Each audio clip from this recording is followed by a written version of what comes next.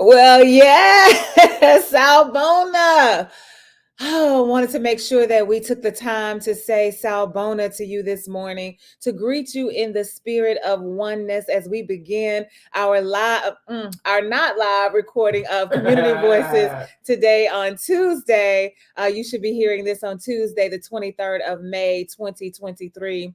I want to thank you for joining us in this space, but I want to make sure that I continue to say that this is not a live show. It is pre-recorded. So the phone lines are not open today. The phone lines are not open, but still, we are so glad that you are listening in. We are so glad that you are tuned in. And we want you to know that any reactions, any comments, any thoughts, any feelings, any opinions that you have about the show, you can definitely reach out to me directly. You can hit me up at area code 228-236-7440. You can send me a text message. You can message me on Facebook. You can send me an email.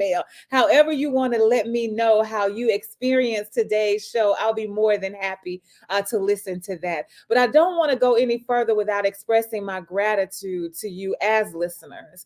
We realize that because this is a community radio talk show where all of the DJs and hosts are volunteers, we know that we would not be on the air if it were not for you. And we would not be on the air for 38 years right here at KABF 88.3 FM, where we are the voice of the people. 38 years and counting on this 100,000 watt community radio station that is also a global platform now because of the internet that allows us to do amazing things, like the amazing thing that we are doing right now with this conversation, with Tony being in Houston, having this conversation, showing up on the screen for those of you who are watching us on Facebook, and then also being able to listen to us through the radio station. Technology is amazing. So thank you for stopping right here at 88.3 FM. We are excited about the conversation that is about. I'm excited.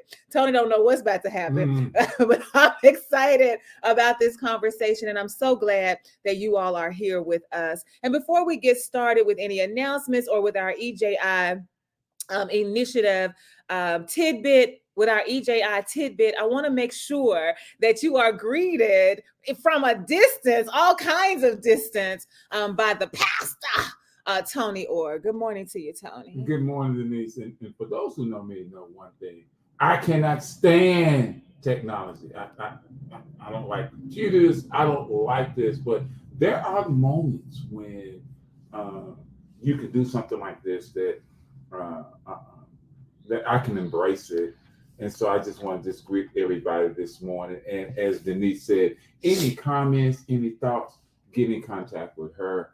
Whatever may go on the show, that call her, and express your opinions. So don't call you. Don't call me. Call her. Call her.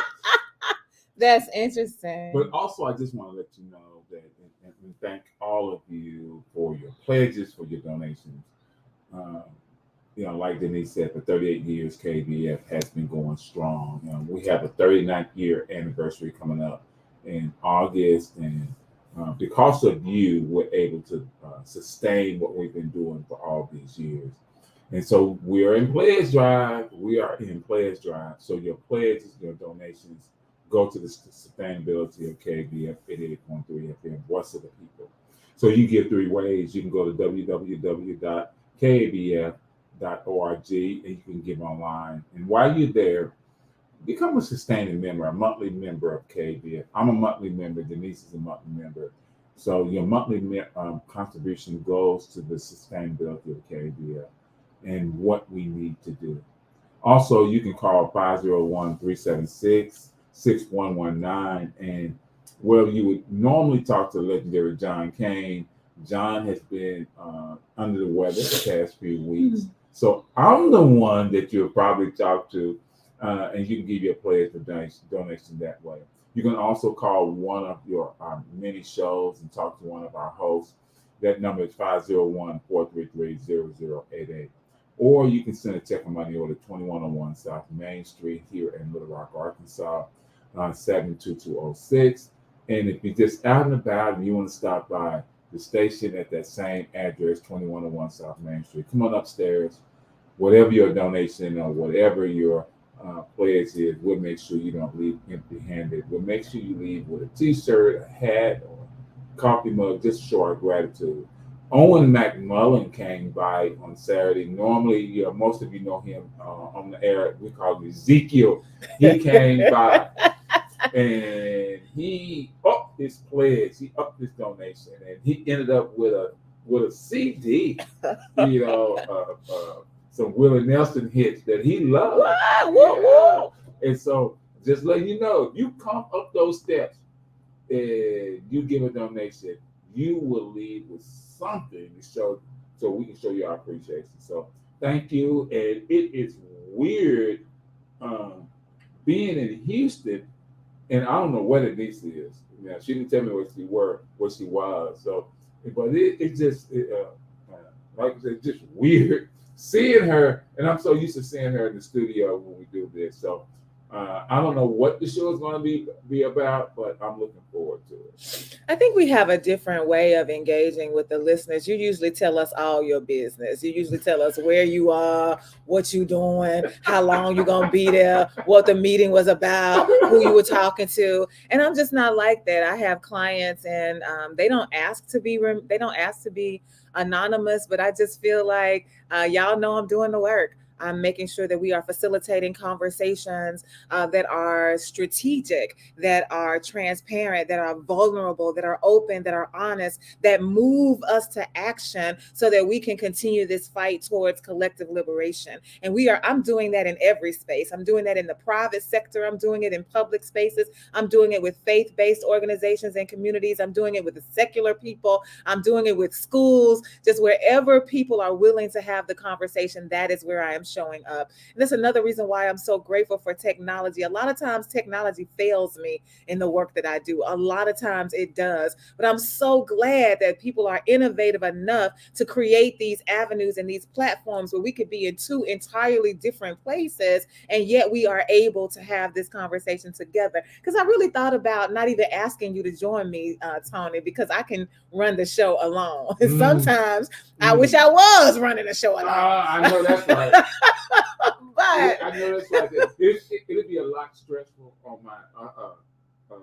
my emotions, my feelings, and my mind. But if I'm not here, then who's going to keep you straight? Who's going to keep? Okay, then. So I just feel like people have come to know the show through both of us and through our perspectives and through the push and pull that happens as we are talking. And I just kind of want to honor that. But I'm okay being by myself, but it's okay to have you here. And I'm glad that you were able we were able to figure out how to make this work. I want to give you some announcements before we get to our tidbit. Here's an announcement from my dear friend, Amber Nicole. You can become a NASA intern. NASA is accepting applications for fall 2023 internships. The deadline is May 26th, 2023. So that's coming up soon. Today is you're listening to this on the 23rd. And so you got 3 more days before the deadline. These are full-time paid internships. It's an opportunity for all majors. New internships are posted every day. The eligibility requirements: you have to be a U.S. citizen, you have to be enrolled in a degree granting program or within 6 months of graduating, and you have to have a minimum GPA of 3.0. If you qualify, you can apply today at intern.nasa.gov. That's intern, intern.nasa.gov. Please, please, please, if you are interested, you can become a NASA intern. Also want to let you know about this announcement from Denise Ennett. I am her friend on Facebook, and we are neighbors in Petaway Park. There is going to be a period packing party on the 25th. Again, that's 2 days from now, a period packing party. Join us Thursday, May 25th at 5:30 p.m. at Bang Up Betty in North Little Rock for a period packing party. We received a generous donation from You by Kotex. National Foundation for Women Legislators, and add Denise in it for Arkansas. And we need volunteers to help. So there's a period packing party on the 25th of May at 5:30 at Bang Up Betty. So for those of you who do not know where Bang Up Betty is, if you go across the bridge from Little Rock into North Little Rock, the bridge that is at the end of Scott Street. What do you call it? I call it the Main Street Bridge. I call it Scott Street. It's a Main Street Bridge. If you go across, then you'll be on Main Street and you'll be in Argenta. And once you go through that stop, you got like 1-2 stoplights, and then you have this kind of district where they do the arts. It's like a Friday night art. I don't know if it's the second or the third Friday. I can't remember. But Bang Up Betty is on the left side, and it's up the stairs. Like, you're probably going to have to ask somebody, but it's right there in that stretch across from where the library is, in Argenta, right beside Capers, that Italian restaurant. Yeah. It's right over in that area. And so I saw you look at me a little funny when I said period packing party, Tony. I can see you on the screen, and because I'm trying to look over here and manage this screen, I'm looking at you on the screen. Yeah, it's weird because I'm on the screen, I'm listening to you, and I'm so used in the studio turning to you, and it's like I'm in my hotel room and I'm turning, and there's nothing there but a picture, and I'm like, what? I need you to give it the technology, but I thought that look on your face meant like, what is period packing party about? And I want to make sure that we are always raising issues to the level of consciousness for all of us, so that we are thinking about the real life impact that we are having on people with the way that we choose to live, the conversations we choose not to have, and the conversations we choose to have, and the conversations we choose not to have. So it's a real thing to make sure that we are helping young women think about their bodies as it relates to their menstrual cycle. And it is true that not every child, not every person who is experiencing a cycle has access to the sanitary napkins that they need to affect their hygiene in positive ways. And so this is a way for us to have that conversation, for us to do the work, to be educated, and to help the community to know how important it is for us to come alongside those bodies that are experiencing menstruation, and make sure that they have what they need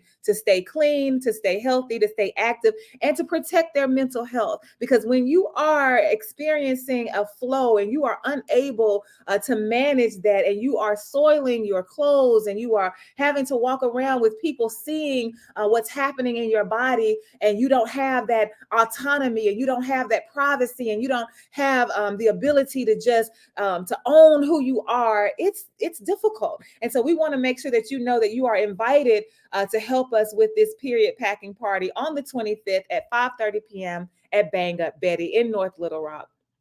Also, want you to hear this announcement from Mayor Lisa Hicks Gilbert. Woo! I cannot love saying Mayor. The Elaine Juneteenth Festival is offering sponsorship opportunities for Saturday, June 17th, 2023 at the historic Elaine High School. To become a sponsor, please email ElaineJuneteenth@gmail.com. ElaineJuneteenth@gmail.com. You can be a freedom sponsor for $2,500, a unity sponsor for $1,000, an equity sponsor for $500, and a healing sponsor for $100. So sponsors are being sought out for this event. Please, please, please hit Lisa up, Mayor Gilbert, at ElaineJuneteenth@gmail.com. Also, I think this is our final announcement for today, that there is a Little Rock Queer Girls Pride Pool Party. June is Pride Month. And so from 3 to 7 p.m. on the 17th of June at the Land of Plenty in Little Rock, Arkansas, they're having a pool party. And you are invited to attend. Those of you who understand the need to be allies, who understand the need to create safe places, who understand the need to show up and be visible, be seen, be heard, and be respected because of who you are, not in spite of who you are, not in spite of who you are, not despite who you are, but because of who you are. We want to make sure that we are sharing this space with you. And so you are invited to the Little Rock Queer Girls Pride Pool Party. So those are the announcements for today. I hope that you find somewhere where you can see yourself fitting in, where you can see yourself showing up, where you can see yourself raising your voice, where you can see yourself participating, so that you will know that there are spaces for you to have the conversations that we need to have that move us forward toward collective liberation.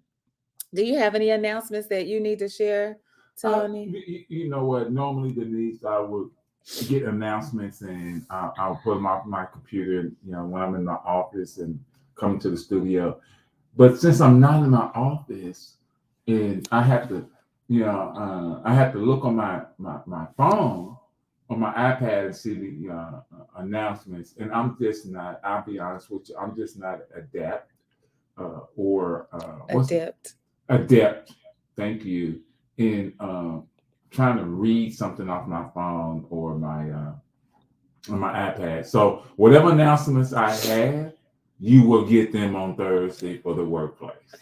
Okay, so on this day, here's our Equal Justice Initiative calendar tidbit. On this day, May 23rd, 1796, President George Washington offers a reward for the capture of a Black woman who is fleeing enslavement. Again, on May 23rd, 1796, President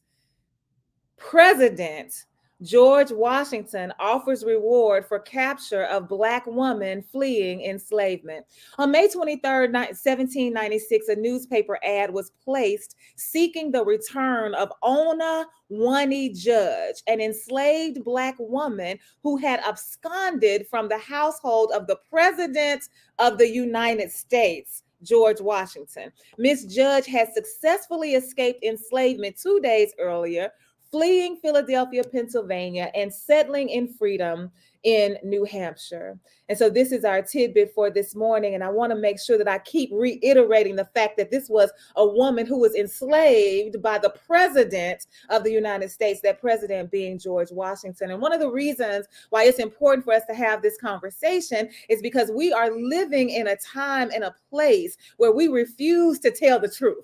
We are living in a time and a place where we keep trying to sweep the truth under the rug. We keep trying to legislate it out of our schools, legislate it out of our homes, legislate it out of our churches. We keep trying to find a way to get people to stop talking about the realness and the rawness of who we are as a country and as a world. And we always want to talk about the founding fathers. We always want to talk about the Constitution. Well, we've got the president of the United States who enslaved a woman, and when she dared to say, I don't want to live like this, you cannot treat me less than human, I am going to flee no matter what it takes, I'm running away, I'm going to escape for my life. Now he has a reward. He's issued a $10 reward for her body. He's just trying to describe the clothes she has on, wants to make sure everybody knows to capture her and bring her back, because this is the way of the world at this time. And this is the president of the United States. And so I want to talk about that in conjunction with our song this morning. I do hope that you heard it. We got a lot going on. So we got to send the song a different way that we're having this conversation. But the song is The Goodness of God by C.C. Winans. And it's really important for me to talk about that today, this song, as it relates to the conversation moving us forward towards collective liberation that requires and demands us to have conversations that are truthful and that are honest. And so before I get started, I want to make sure, because me and Tony been having some conversations about how he keeps saying, I talk too much, I talk too long, I don't let him talk. So let me pause for a moment after just saying it is important for me to have this conversation grounded in the truth about who we are and the truth about the president of the United States. He was an enslaver, and this woman dared to run to her freedom, and he wanted her back. See, you could have left me here in Houston. I could have went on to sleep, but you wanted me to do this show with you this morning. You ain't have to say yes. I know. But I do agree with you. This whole thing of, here was we placed such a high esteem on not only George Washington, Thomas Jefferson, all these other founding fathers who were enslavers. I think it was only a couple who weren't enslavers. So we put all this emphasis on them. We raised, we had this high esteem of them. But here it is that here was someone who decided that no, I'm not going to be enslaved anymore. No, I want my freedom, and leaves. And now, you have this where there's this reward, and you want her recaptured. But it also makes me think about even now in this country when the truth is being given out.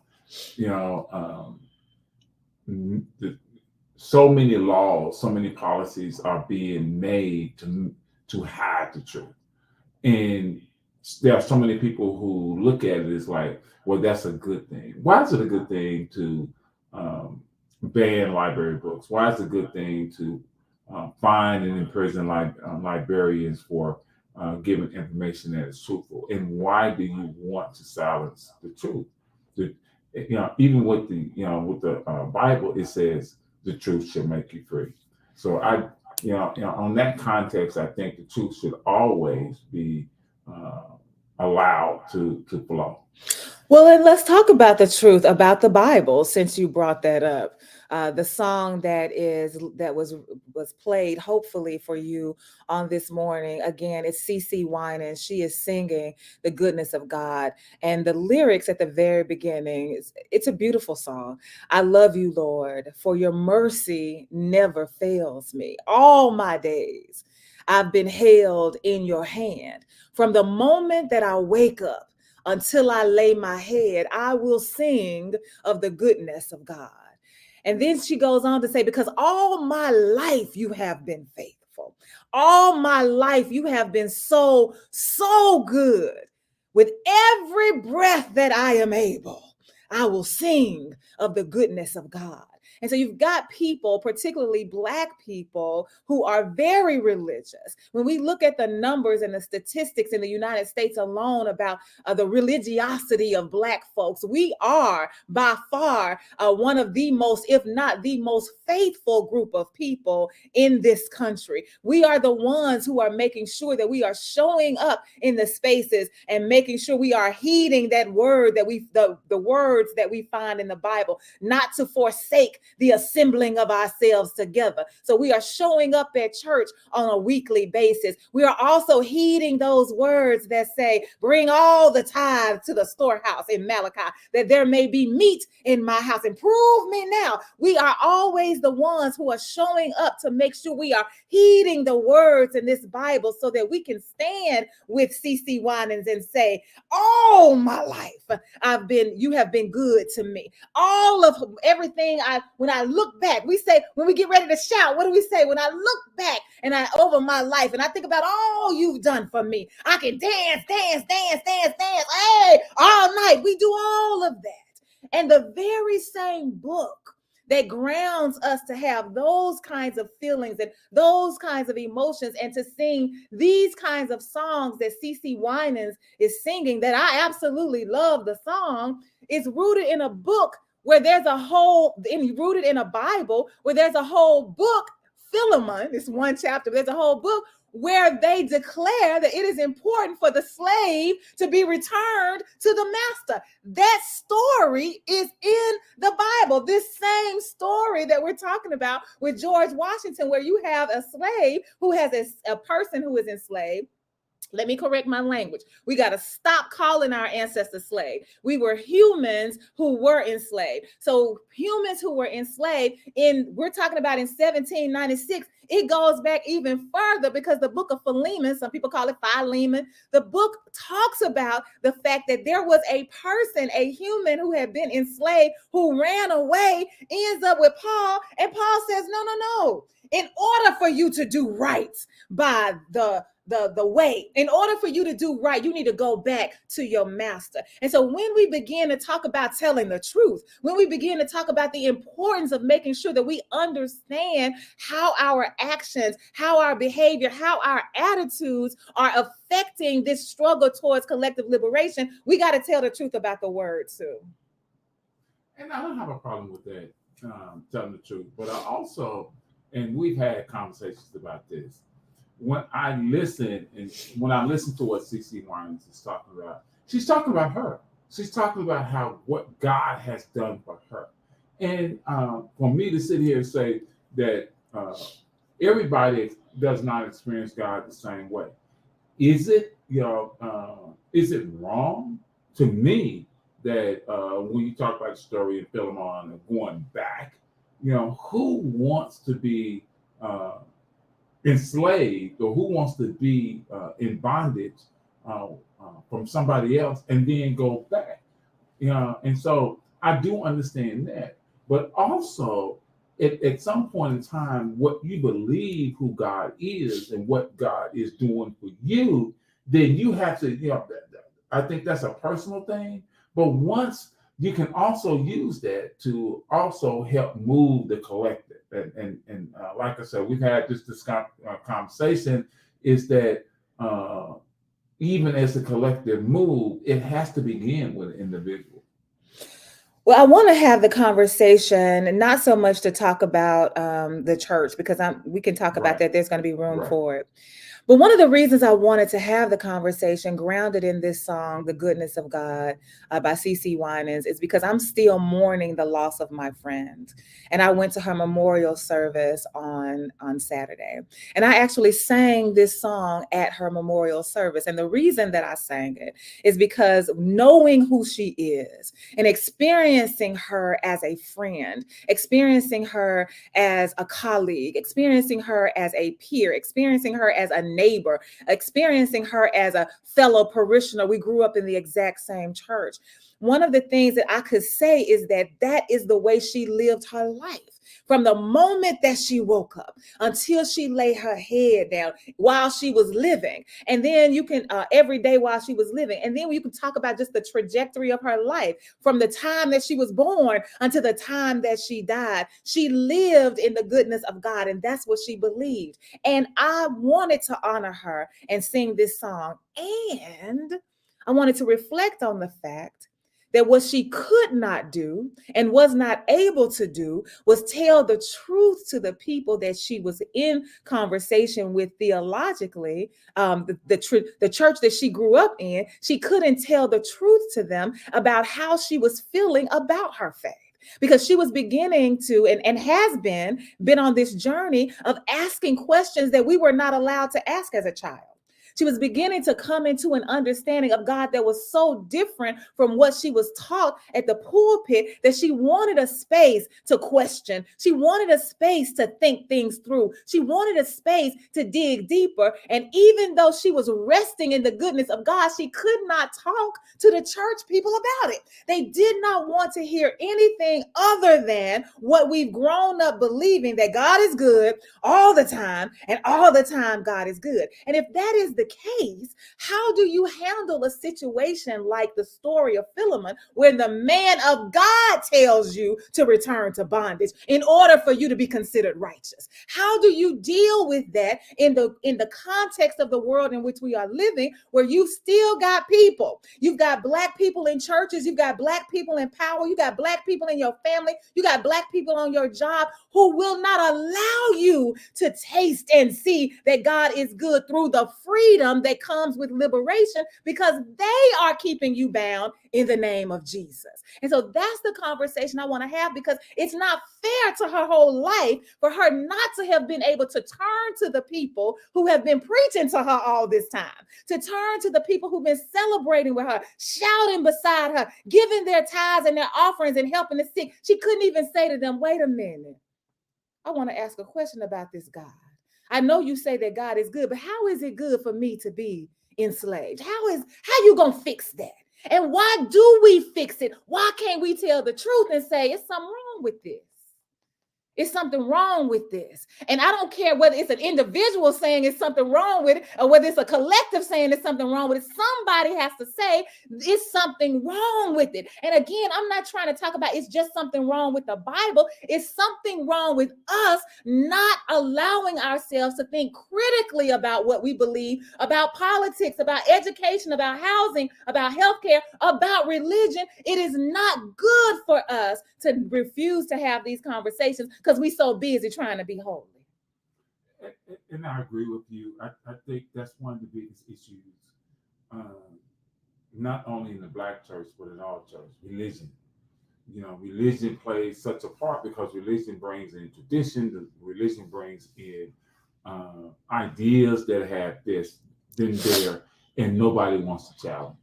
And so when it begins to be challenged, there's this great pushback.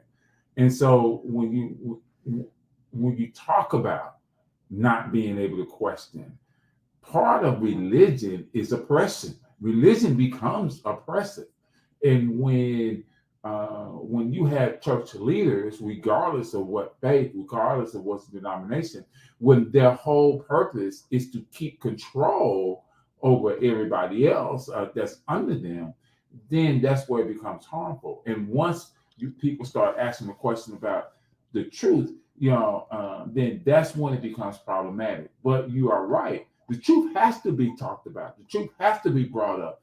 And if you ruffle some feathers, if you crack some eggs, if there's a great pushback, we have to keep going, because if you don't question and push for the truth, then you're gonna live in a place where you're not gonna have the understanding that we really need.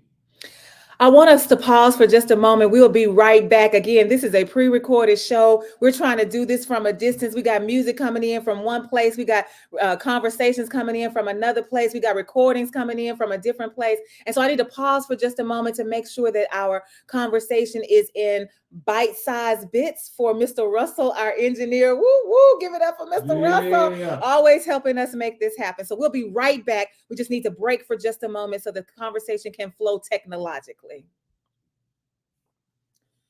Okay, I'm just gonna.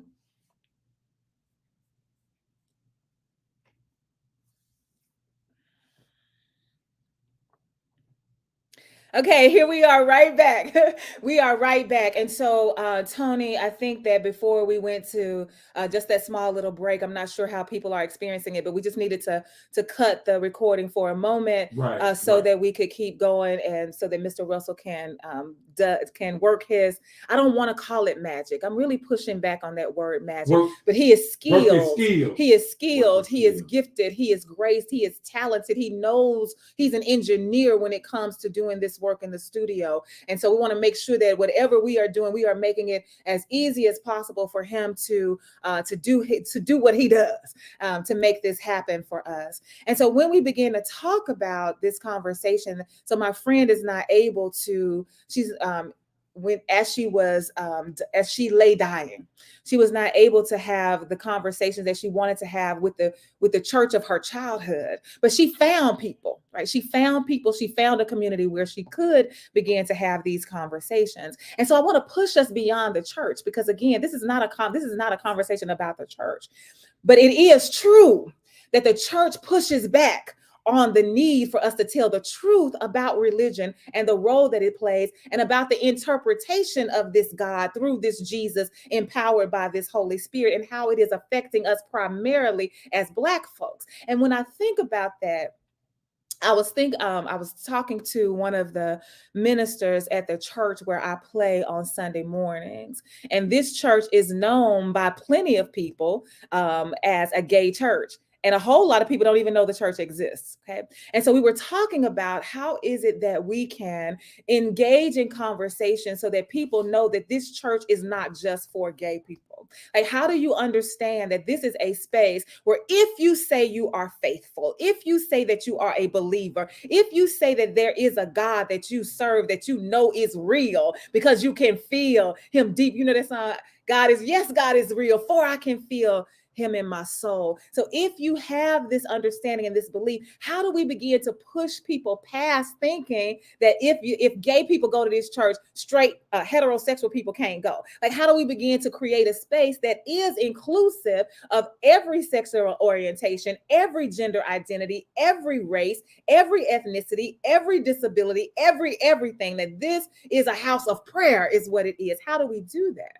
And one of the things that came up in the conversation is that there are people who are members of the LGBTQ community who themselves no longer go to what would be considered a gay church, because now that there are other churches who are becoming more affirming and more progressive and are allowing people who are LGBTQ to participate in the full life of worship.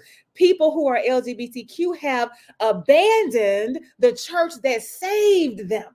They are abandoning the church that was their refuge. They are abandoning the churches that said, we see you, we honor you, we celebrate you, we believe that you were fearfully and wonderfully made just as you are. They have left that church because now that these people over here will accept me, I don't need you anymore. And so we were having that conversation, and I said, wait a minute, we've got to be careful here, because this is not just a conversation about people who are gay leaving the church. This is also a conversation about people who are Black leaving their own communities. This is also a conversation about people who are Black leaving their own schools. This is also about a conversation about people who are Black leaving their own political commitments, because once they get into a place where they are accepted by white folks, once they get into a place where they are friends with white folks, once they get to a place where they feel like they have arrived on the same level of white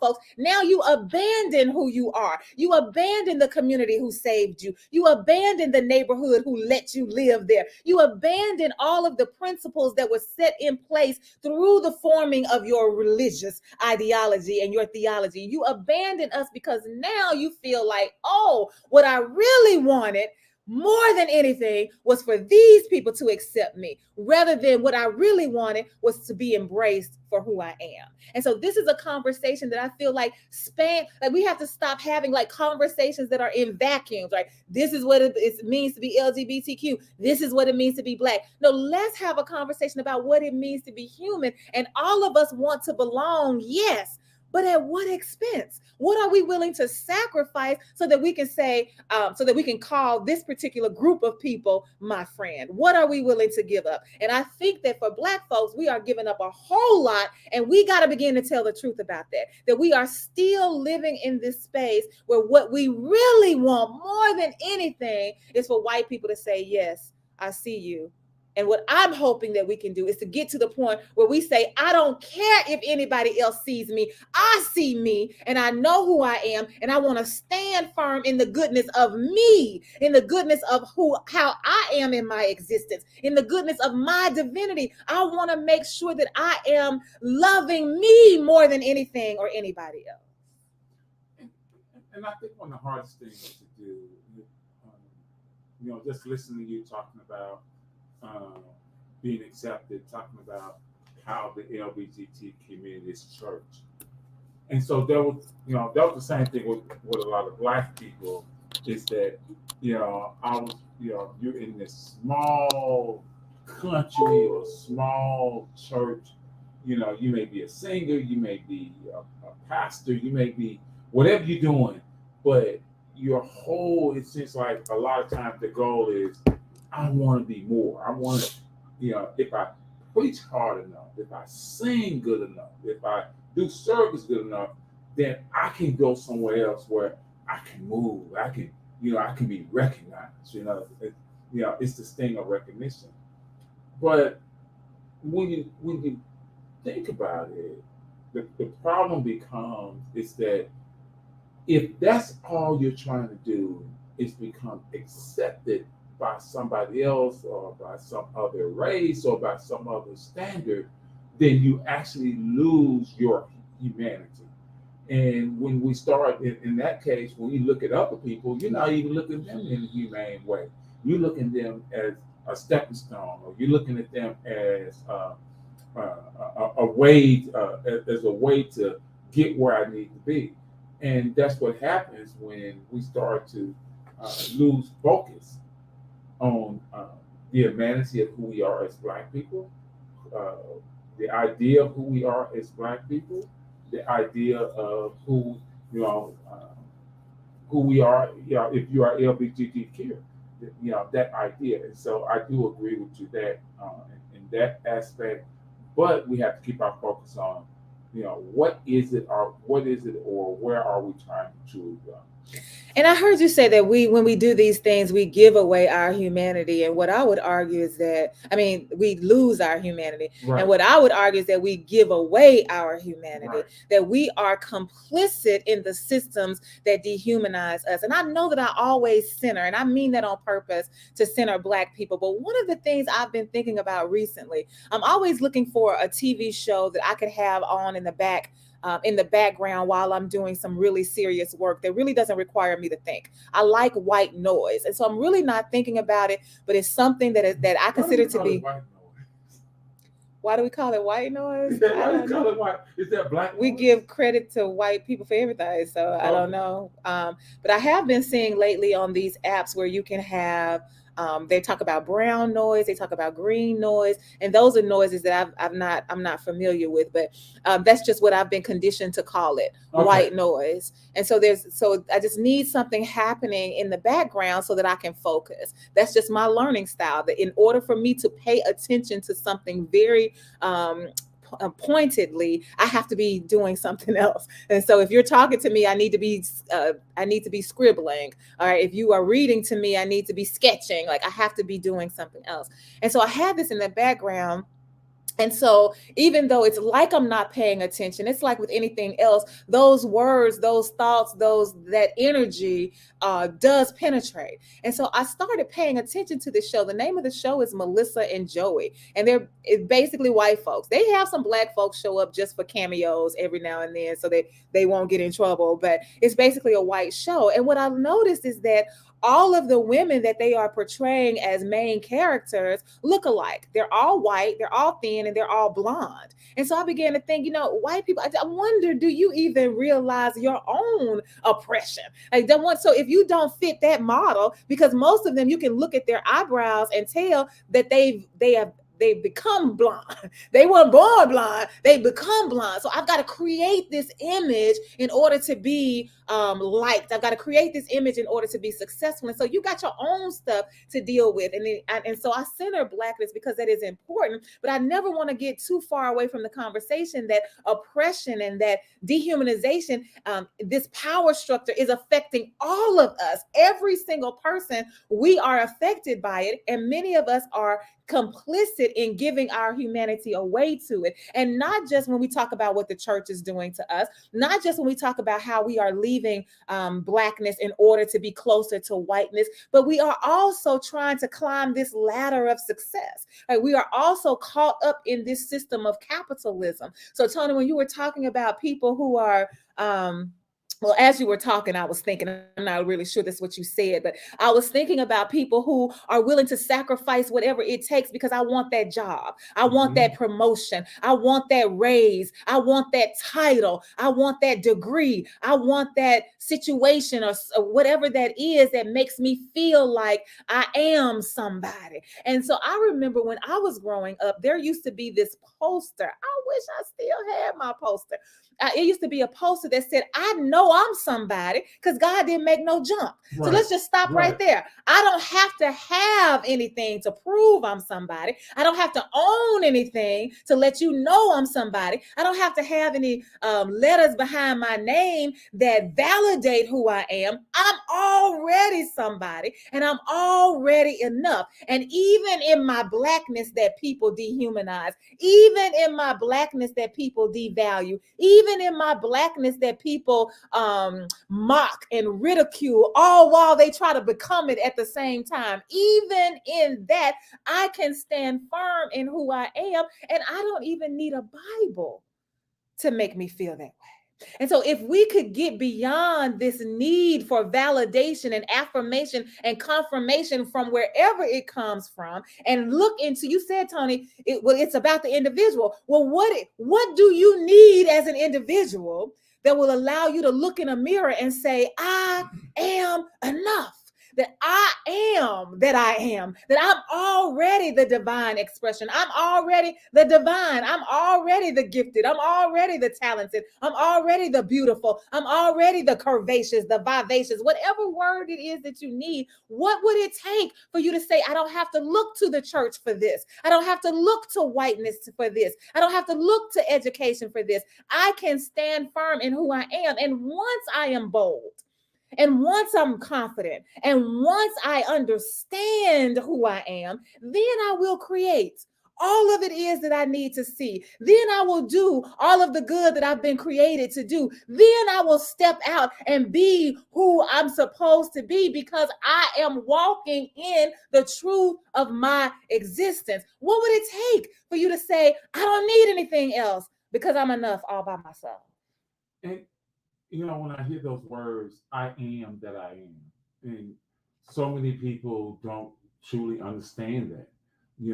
Whoever I am that's who I am, and I do agree that the greatness, that the power, that the creativity is in all of us, but it gets so skewed because of others telling us this is what success looks like. This is what greatness looks like. This is what power looks like, or authority looks like. This is what a man looks like. This is what a woman looks like. And because of that, it becomes this battle. It becomes this battle not only in society, but within ourselves to bring out the true I am. And just in my case, just talking about me, it took me years to learn. I'm still learning. I'm still not there yet. That who I am is who I am, and I can't be defined by what some preacher says. I can't be defined by what society says. I can't be defined by what education says. I have to be defined by what's in me and who I am. But the problem is that sometimes we look to other areas or other avenues to give us a guidance or to help us, on that journey of who I am. And that's where it becomes problematic sometimes because people are going to tell you what they think you are instead of telling you who you really are. And that's what's happening in society right now. And I think that allows us to add a layer to this conversation because yes, I really believe that you have to be rooted and grounded in who you are as an individual, and you have to know thyself. All of the aspects of who you are, all of what makes you multifaceted and complex, all of the realness and rawness and richness that makes you have to know that, and you have to stand firm in that. And I do think that community is important. Yes. I do think that you do need to be in relationship with other people. It's because of my relationships and that I'm in right now. It's because of the relationships that I've had in the past that I'm able to say that I know me better now. I know me better because other people have experienced me and they have given me feedback. Other people have said, Denise, when you say these things, it makes me feel this kind of way. Denise, when you do this, it makes me feel disrespected. Denise, when you said this, it made me wonder about your own faith. And then there are people who say, Denise, every time you walk in a room, you are a breath of fresh air. Every time you open your mouth, you motivate and inspire me. And so having to think about all of the ways you show up with community allows you to define yourself. I'm not saying it means that you are to allow community to define you, but it allows you to ask yourself some questions. Who do I want to be in the world? How do I want to show up for folks? How do I want people to experience me? What do I want people to smell when they walk away from me? I am one of those ones who I love fragrance. Yeah, I love perfume, but I'm not the type of person where I want you to smell me coming. Like, that's not how it is. I want to walk past you. And when I walk past you and I'm already 3 or 4 or 5 steps away, then you get the essence of my scent. Then you say, wait a minute, you smell good. And like the people, like the woman in where was I? In Where was I? I was in Whole Foods. The woman in Whole Foods took too many turns with me. I don't know if others of you feel the same way that I do, but I'm always paying attention to who's behind me. I don't like people walking up on me. I don't like people standing over my shoulder. And so this lady was coming down the aisle. Every aisle I turned on, she turned on. And I said, now, if she turned one more time with me, it's going to be a problem. She turned one more time with me, and I stopped so that she could pass by so I could figure out what's going on. But she did not pass me. She stopped, and I looked at her like, ma'am. And she said, you smell so good. My scent was lingering behind me to the point where she felt like she could not let me go. She could not stop following me just because she wanted to bask in the scent that I was leaving in my wake. And we had a whole conversation about it. I'm telling you, this is what happened for real. But that's what we have to ask ourselves about our personalities. What kind of person do I want to be? What kind of scent do I want to leave with people? I want people to say, I want to be close to you. I want to follow around you. I want to be in relationship with you. I want to find myself sharing space with you because you help me see me. You help me come to understand myself better, and you show up alongside me to do the work. So it's a both and for me. We have to be firm and clear in who we are as individuals, and we have to be members of community, but we don't have to give ourselves over to the community to the point where we get lost. Well, see, that's the process. When I first started doing the work that I do, I was just happy just to be able to contribute. But when you talk about the sin, those who know me, and I've shared this with them, one of the greatest moments every day is when I step out of my house in the morning, early in the morning, the flowers, the smell the flowers, the smell the sap of the trees. I am a scent person. And so when Denise is talking about how somebody is following her, I'm the same way. I love scents. If you've been around me, I like great scents. But also, you can call it anointing, you can call it charisma, whatever. That is something that we exude, that a lot of people exude. And when you meet people who are moving as a collective, who are moving in the struggle, who are trying to enlighten, who are trying to empower, who are trying to educate, it's something about that. And as you taste that, as they said, taste and see, as you taste that and you taste the goodness of it, it should push you to want to, what? Let me ask about this. Let me question about this. One of the things that happens a lot of times is that people will come in contact with that scent or come in contact with that person, and the first thing they want to do is deny. The first thing they want to do is dismiss. And that's where it becomes problematic, especially with the Black community, because we are taught that if we are taught to be very skeptical. We are skeptical. Yeah, and we are taught to be distrusting. We are taught not to believe, in certain things. And if we can get past that, then I think there's a pathway to us, especially in the Black collective, of moving forward. Well, I also have to just call it what it is for me as a Black woman.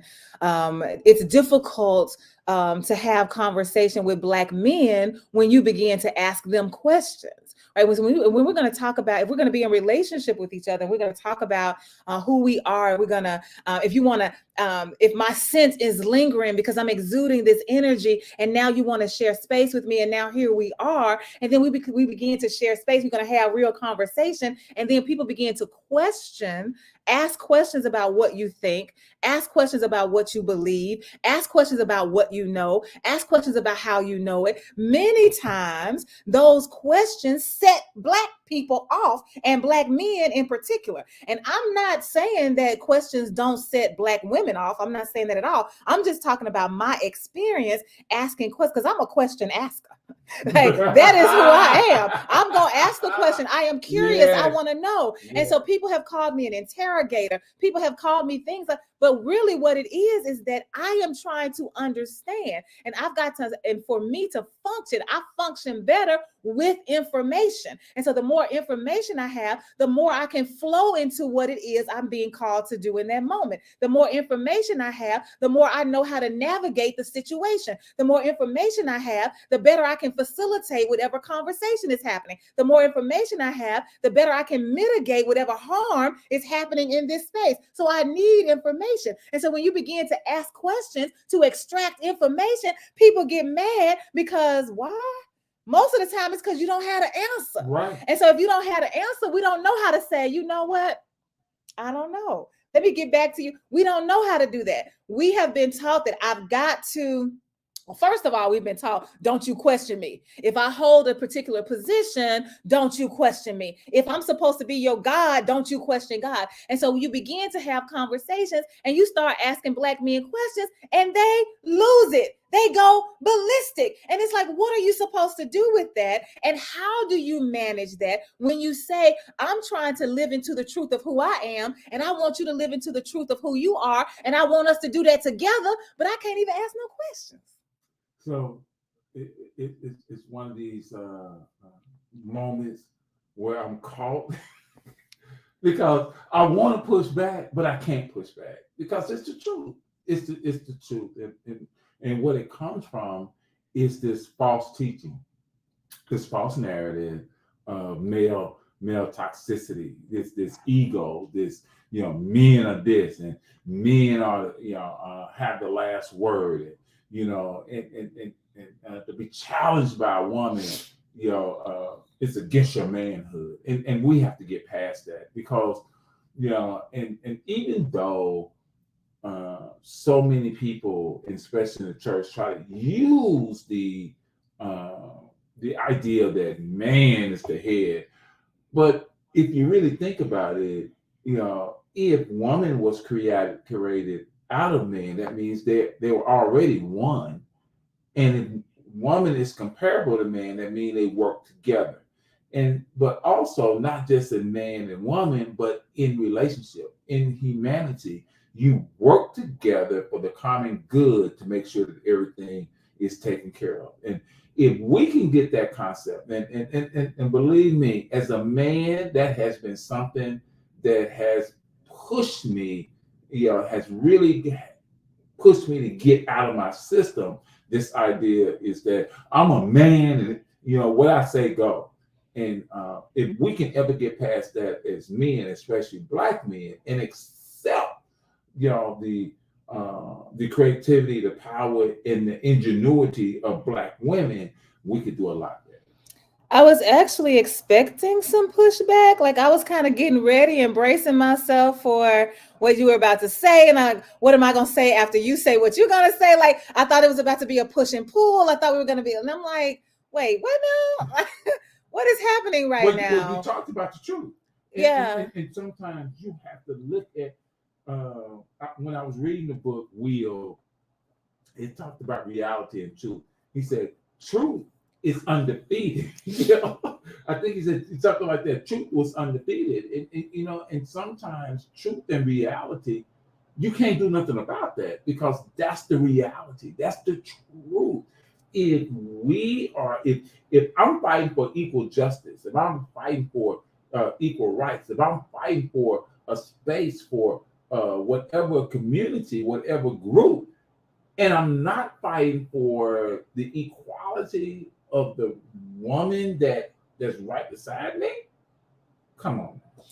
I think that for me, it's important for us to talk about this again, going back full circle to this conversation, grounding it in this book that we call the Bible. Because when you talk about, you use that you're the head of the household, that the woman was created from the man, like all of these are stories, all of these are statements and declarations that we find in the Bible. And what we don't tell the truth about is that Bible that we're talking about is rooted in these very systems of oppression and domination and power that we are still still fighting today. So patriarchy is what gives rise to this idea that the man is supposed to be the head of the household. And sexism is the system that gives rise to this idea that I'm supposed to be able to tell the woman that she needs to stay in her place. And so when we begin to tell the truth about the Bible and its own context, how it was brought forth, how it was positioned, who was the one who brought it into being in the ways that they brought it into being, we've got to tell the truth about all of that, not so that we can have an argument about it, not so that we can decide who's right and who's wrong, but for the sake of my friend Arve, who towards the end of her life wanted to have a different kind of conversation about faith, who wanted to have a different kind of conversation about what it means to live in the goodness of God, who wanted to have a different conversation about how she was giving herself as a gift to the world from the moment that I wake up until I lay my head. I want to be there for you. I want to show up for you. I want to fight by your side. We've got to have these real conversations so that we can free people to live into the truth of their own ideas and understandings about this world. And that includes this God that we say created us all. And so that's why I want to have the conversation, to push us beyond the confines of a textbook, of a book of literature, of a book of stories, of an anthology, and so that we can see how are we embodying this faith so that we are setting people free, and that we refuse to do what George Washington asks us to do, and to push them back into bondage, and to be rewarded for pushing them back into bondage. Even if the Bible says so, we will stand firm and say, I'm not going to do it. I'm going to receive you for the gift that you are in your fullness, regardless of your differences. And I'm going to love you, and I'm going to love you hard. So that's the conversation that I want us to have. We got about 1 minute, Tony. You got any final? No, got about 1 minute. Nothing else I want to say. I'm looking forward to getting back to Little Rock. I should be back in the office on Thursday for the workplace from 9 to 10. We can pick up this same conversation on Thursday, or parts of this conversation. It'll give me a couple of days to think about some of the things that Denise said, and then I can come back against it.